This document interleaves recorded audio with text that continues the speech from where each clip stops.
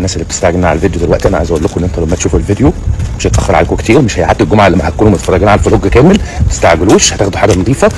وانا لما بقول كلمه انا ببقى عندها، وعمري ما قلت كلمه وخلفتها. اللي سايب مصيافه وقاعد ومركز معانا ده قول له فلوج الولادة. كلكم منتظرين اليوم ده بفارغ الصبر، انكم تشوفوا الفلوج بتاع يوم الولادة بتاعت آلاء. من تدخل فيما لا يعنيه سمع ما لا يرضيه، زي ما هو قال لكم كده. يعني كلكم سايبين مشاغلكم، امتحاناتكم، مصيفكم زي ما بيقول، واللي وراكم واللي قدامكم، ومستنيين اليوم ده بفارغ الصبر. ليه يا جماعه؟ ده احنا حتى في ايام مفترجه وايام كلها روحانيات. الافضل انكم تركزوا مع انفسكم وتركزوا في قربكم من ربنا في الايام دي بالذات، بالدعاء والاستغفار والصلاه على الحبيب والصدقات. بدل ما تركزوا في يوم الولاده بتاع آلاء، ركزوا في نفسكم وقربكم من ربنا. احنا في ايام كلها فتن ومش هتستفيدوا حاجة، بالعكس كلها ذنوب.